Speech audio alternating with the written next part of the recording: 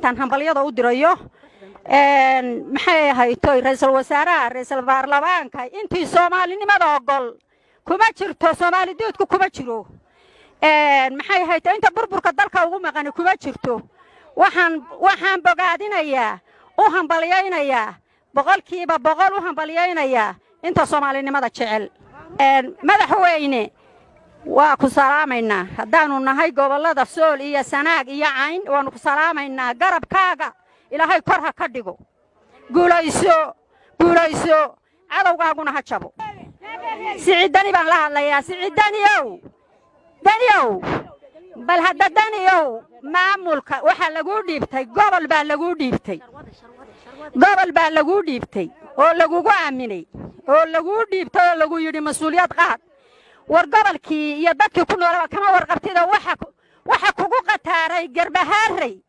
aad Garbaharey u haysata maxaa la yiraahdaa war maxaa kaaga maqan Garbaharey war ma beesha degan baad coola tahay adawgaa ku diliye ma beesha degan baad nacab tahay war iska daa islaamka iska daa oo dad qalka intaad muslimka uga gurman lahayd oo ka qaban lahayd baad waxa taageero siinaysaa isagu waxaan la taageerin lama taageero ka wardoon gobolkaagii ka waran war shacabkaagii ka waran war lacagtaan u qaadan jiray ka waran war adiga lagugu mudaharaado kurka laga gooyaa istaahila waxa laaliyo waxaad ku wacanta waxaan leeyahay ninka la leeyahay waxba ogaadeen oo fadhiya Kismaayo war laga soo dhaxqaadiye muslimka ilaahay ka hor leexo laga dhaxqaadiye war aqli kuma noola Kismaayo iyo jubooyinka hoose wixii wax kala garanayay qalatay maxay ahaytooy waxaad caawa ku nooshahayna ma jirto xaasinimad halka la soo fadhiyo 13 sano soo yurtaayo waxaad biisan mooyaan waxba ma hagaajin maantana jalaafaad u dhigtay Soomaaliya bismillaahir rahmaanir rahiim waxaanu taageersanahay oo taageerana dawladda Soomaaliya madaxweynaha Soomaaliya baarlamaanka maxay ahaytooy ra'iisul wasaaraha ciidamada qalabka sida baanu taageerana haddaanu nahay Sooliya Sanaag iyo Cayn maamul goboleedada saddexda maamul goboleed ee sharafta leh ee sida waxaan uga qayb galay ayaanu taageerana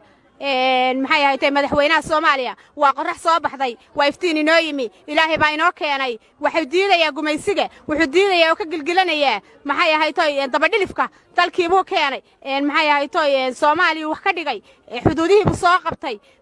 ciidamadiibu dhisay waanu taageersanahay ilaahay badeeniibu raadinaya ku rajooga Soomaaliba wax ka dhigaya Soomaaliya gumaysiga ayuu diidayaa dabadhilifku diidayaa si wanaagsan ayuu shaqaynayaa hala taageero madaxweynaha hala loo kordhiyo madaxweynaha xilka hala loo kordhiyo hala daayo madaxweynaha cadawgiisu ha jabo farmaajo ha noolaado geesigu ha noolaado geesigu ha noolaado ha jiro ha joogo ra'iisul wasaaruhu ha jiro ha joogo ha noolaado ra'iisul wasaaraha ha noolaado dawladdu ha shacabku ha noolaado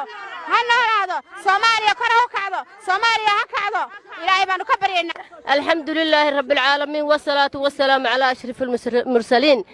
anagoo gabdhaha gobolada Sool iyo Sanaag iyo Cayn halkan waxaanu hambalyo uga diraynaa dadweynaha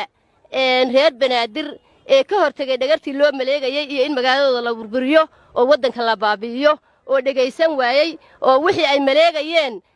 nimanka mucaaradka iyo sharwadayaasha iyo nimanka u adeegaya Kenya iyo Imaaraadka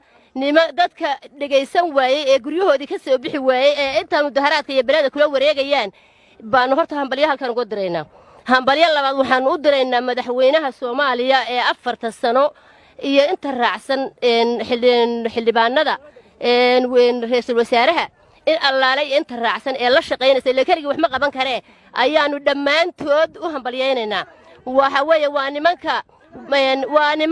waxa weeye inta hawshaada ku soo shaqeeyay 4 sano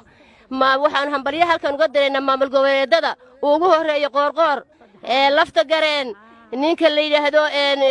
cali guudlaawe dhammaantood hambalyaanu halkan uga diraynaa iyo bogaadin waa lafta gareen ku jooga sheegay Cabdi Casiis lafta gareen waxa weeye annagu waan la soconnaa wax kasta oo Soomaaliya ka dhacaya waan la soconnaa waxa weeye qof kasta oo Soomaaliya maanta waa la socdaa waxa ay sameynayaan nimanka dhilfiyada ay u shaqeynaya Imaaraadka iyo Kenya iyo ajnabiga u shaqeynaya waa la soconnaa 30 sano ba wadankaasi baylaha oo ay dadkaasi cunayeen markii hadeer la soo qabtayna waxa la arkay bay samaynayaan war xildhibaanada markay Djibouti isdooranayso markay Kenya isdooranayso markuu Imaaraadku isdooranayo door miyaynu ku leenahay maxaa taana shirkad ka dhigay maxaa Kenya inuu fadhiisiyay maxaa Imaaraadka inuu fadhiisiyay maxaa inuu fadhiisiyay Ethiopia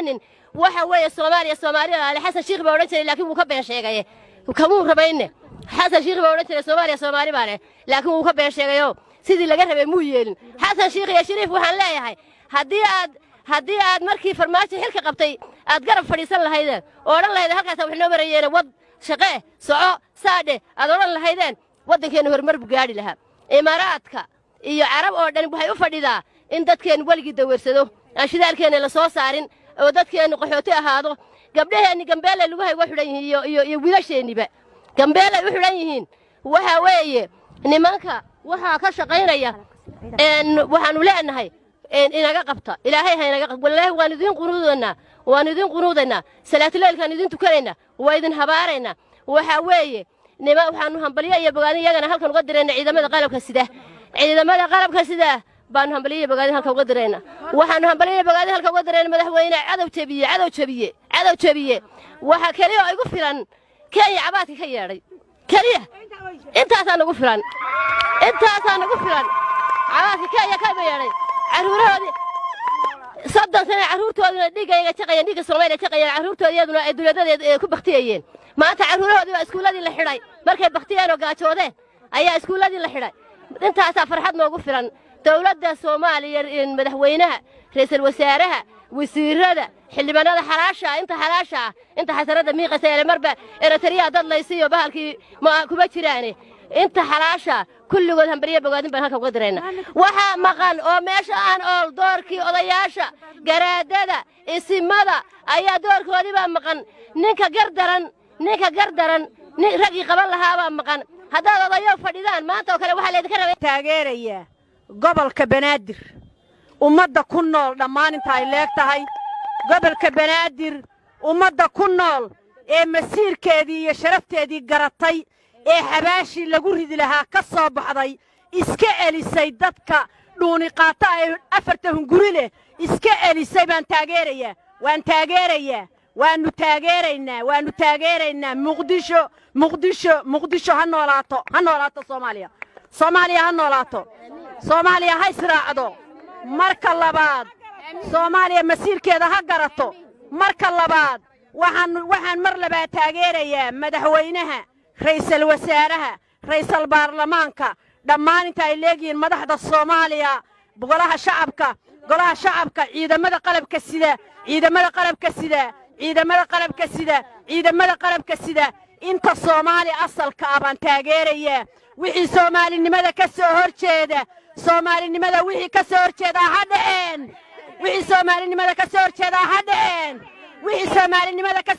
ha dhaceen waxa weeye dadka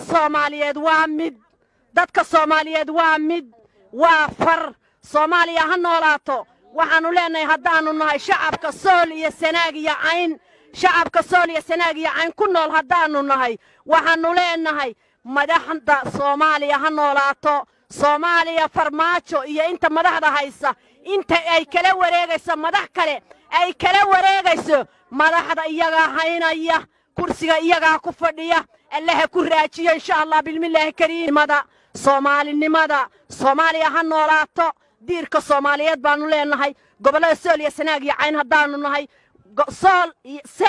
iyo waxay u taagan yihiin Soomaaliya u taagan yihiin Soomaali baanu taagannahay Soomaali baanahay sinjigaygu waa calan sanku neefle ma ogoli inuu iga sarrayn karo Soomaali baanahay sinjigaygu waa calan sumadaydu waa nabad Soomaali baanahay sanku neefle ma ogoli inuu iga sarrayn karo Soomaali baanahay sinjina khaatumaanahay sanku neefle ma ogoli inuu iga sarrayn karo waxa weeye khaatuma state of Soomaaliya Sool Sanaag Cayn waxay u taagan tahay SSC